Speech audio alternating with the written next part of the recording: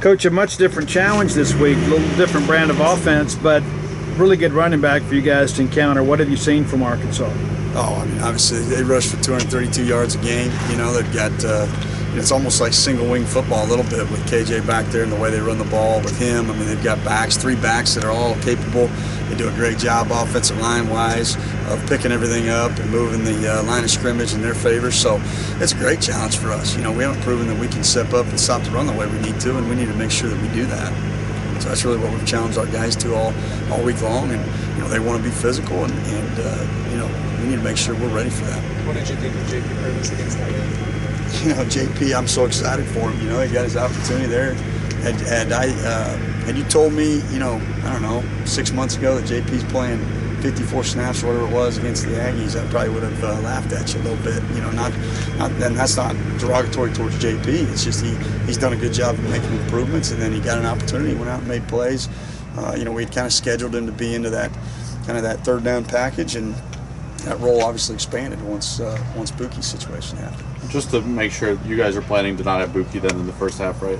Well, right now that's because the ruling with the conference, and so he'll be back in that. I guess how does he kind of prepare to, you know, have a game where he goes in, he's not playing the first two quarters, and then is obviously going to be thrown in. Probably better ask him that, to be honest with you, get a good answer on that. The way we've handled it this week is he's really done a good job. We've kind of rotated those guys through the practice, kind of treating the first half of practice like the first half and the second half like the second half, you know, to simulate it best you can. This Arkansas quarterback situation is awfully interesting. I mean, how much mystery does that take in for you guys, not really knowing who's going to play? Yeah, I don't think you buy into it too much until you go play and figure it out from there. You sit there and you worry about whether or not KJ is going to play, and you haven't prepared for it, and then all of a sudden he's in there. That's a problem. So you better make sure you just focus on what you see on film and prepare for that, in my opinion, and then adjust from there. They're not going to change who they are identity-wise just because of one guy, I don't think. So that's number one. Plus, they go in there and they put Malik, number 4, in there. He's very capable as well. You know, number 10 went in. It's a little different situation. They're down, different scenario. You know, so I think you prepare for what you've seen on film and then go from there. The LSU and A&M games, they've had some really good backs to throw at you, but you kept them from taking over the game. Does that build more confidence in your group going into a game against a guy like Sanders?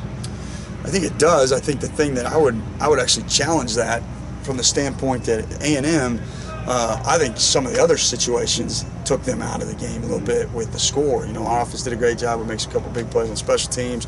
We make some big plays on defense. Get them in situations that are behind the stick, so they're throwing the ball a little bit more.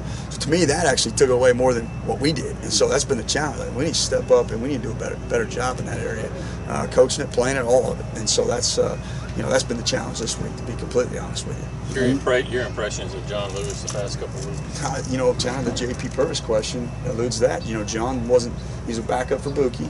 We get in the situation with Buki. John did thrown in a role in a critical situation on third down package. He goes out there and really did an extremely good job. I mean, he's hard to block. You know, he's twitchy. He plays hard. He plays really hard. And as long as he's going in the right direction, he's hard to handle. Seems like you had 4 of those 4 linebackers on the field at times. 4, yeah. There's been times we've had 5. You know, it's just trying to. When you do that, obviously, gives you versatility with people being able to drop from different areas, and it just gives you a lot of flexibility as a defensive staff. I know you moved